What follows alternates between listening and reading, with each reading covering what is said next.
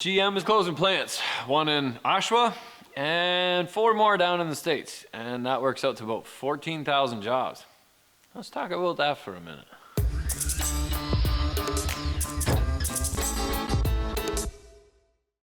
I'm a Canadian, born in Canada, lived abroad, but I have been in Canada for the last 25 years, and this is a Canadian point of view, my point of view, with the farm industry as my biggest customer for the last 15 years, and being directly affected by importing car parts, workbenches, steel, whatever else. We heard some news from GM in the last couple of weeks that they are closing down 5 plants and laying off 15,000 people. And the reasons are a little bit obscure. When they announced the closing, they said we need to focus on making electric vehicles and not the big gas guzzling truck engines anymore or whatever. Really? Does that make sense?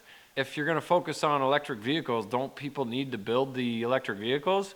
And then to top that off, Elon Musk, the forerunner in electric vehicles, said, hey, maybe I'll buy the GM plants because I can build my electric vehicles out of there. Is it corporate greed, tariffs? Who knows what? Are they going bankrupt again? GM is not the only one that's saying that we're gonna close. Ford is doing their own little weird things. They are gonna stop making cars.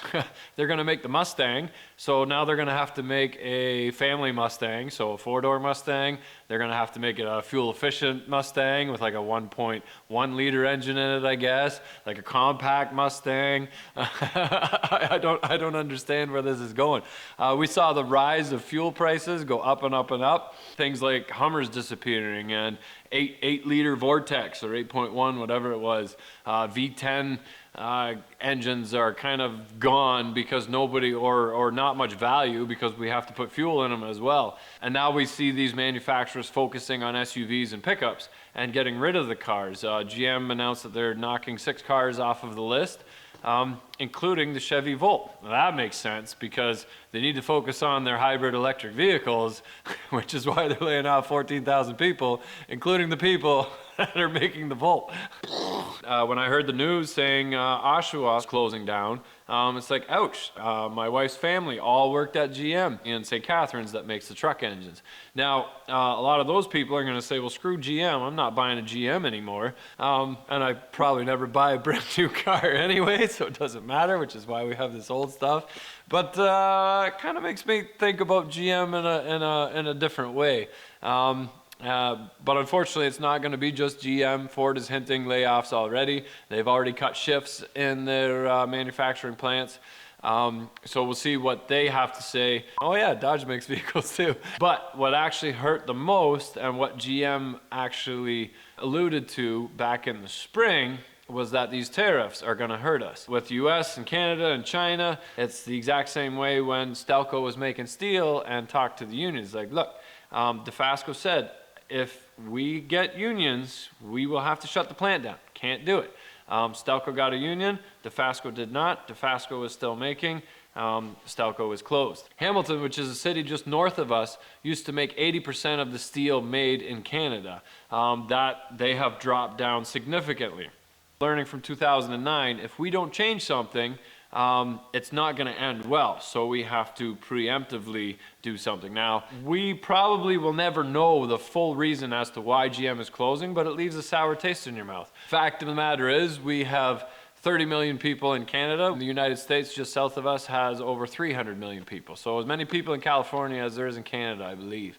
Now, a lot of our stuff that we buy, all our automotive aftermarket parts, everything comes from the US. We've had tariffs on steel and aluminum. Steel, aluminum, steel, aluminum. We need to eliminate these tariffs. So basically, to put it in perspective, the tariffs on anything steel that's coming from US adds about 28% to our cost. So if you see our dollar at 75 cents, we made a video on the workbenches that I bought, and why would you buy from China? Here's this company that makes proudly made in USA workbenches, and I'm sure they're better. But I've got 10-foot bench for 1,500 bucks Canadian, which is about 1,200 bucks US. If I was to buy one from the US, that was say $1,000. Well, there's a 28% tariff on that, so that's $1,280. And then there's taxes on that, so that's another 13%, whatever that is. So let's say we're about $1,500 now, and then the dollar's at 75 cents. So it would get us closer to $1,900 for a $1,000 workbench. Not gonna happen, and I'm happy with my benches from China. I could buy one, maybe 4-foot bench for the same price as two 10-foot benches, and at the end of the day, I'm gonna do it just so that those tariffs don't end up in the government's hands. But there's also tariffs on other things. Our milk industry, we have a thing in Canada called Quota. Now, what is Quota and why do I care and why is this car guy talking about Quota? Well, I grew up on a dairy farm. My dad, he sold his cows in Quota because I didn't want to go to work every day on cows because they took too much work. So instead I work every day on cars. So the milk system in Canada is a very closed, controlled system. We have very high quality control. Quota allows the right amount of milk to be produced for the amount of milk that is consumed in a day. 1 kilo of Quota allows you to sell basically what one cow can produce in a day, roughly.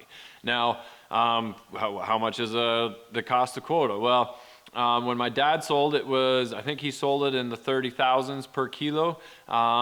In the spring, the highest price of 1 kilo of Quota in BC was sold for 44,000, and I think they're capping it now at around 24,000.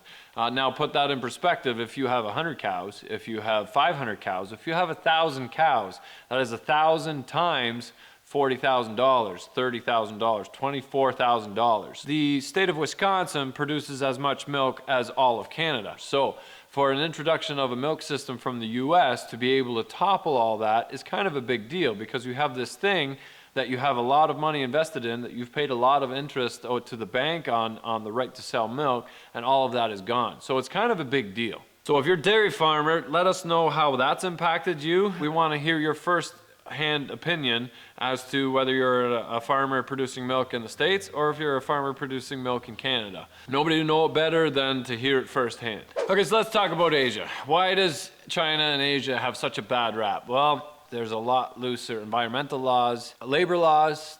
They've generally got a bad rap for just making junk. If you want cheap junk, China will make that for you. But if you want good quality products, they're able to supply those as well. It's just you can't get it for nothing. Talking electronics in Milwaukee, I'm not gonna buy Milwaukee because it's made in Asia. And you're commenting that on a phone, TV, computer. That was made in Asia. There's things that we cannot manufacture without the help of Asia. I invented the Tape Boss, which is a little voice recorder, simple. A couple batteries, circuit board, a couple chips on there, a speaker, and you've got a little voice recorder for your tape measure. There are chips that are not manufactured in North America. I had it assembled here in North America, but all the chips, all the components still come from Asia. There is no other way around it. Large companies realize this. Cummins makes their 2.8. A lot of their components come from Asia. And it's fine as long as there's quality control done and you tell them, I don't want a piece of junk. I want a properly built within manufacturer spec product that meets the quality control that we're going to subject it to. And that is absolutely attainable. Now, why is this good for America? Why is this good for Canada, having a bunch of parts imported from Asia? Well, trade is good. And whether you want to admit it or not, Canada and US is unable to make everything themselves. Plain and simple, it cannot happen. Now, if you put tariffs on it, and you put a tariff on everything that's imported into the country, the stuff that's made locally is going to say, oh, well, our competition is now 25% more expensive than it used to be.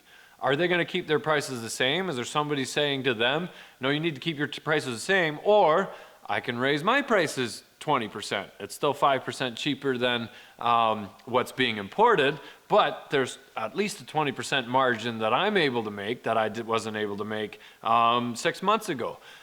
If nobody's controlling that, the end user gets screwed, because if you need it, you have to pay for it, whether it's made locally or whether it's imported. Okay, so what's the solution?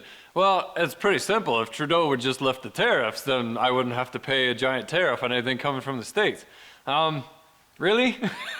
you got to realize that if the US puts a tariff on anything coming into the States and it hurts our economy, we can't just let you guys walk over us and say, okay, well, that sucks. We have to retaliate. We supply a lot of lumber, we supply a lot of natural resources, and we're gonna have to put tariffs on that as well. What's the solution? Unfortunately, I don't even know. I don't know. I don't have a clue. I don't know what the workings are in the background. I don't know why people do what they do. Here's what we read in the news, the fake news, the real news, the local news, the faraway news, and here's what's actually happening down in the background. So I don't know the full story.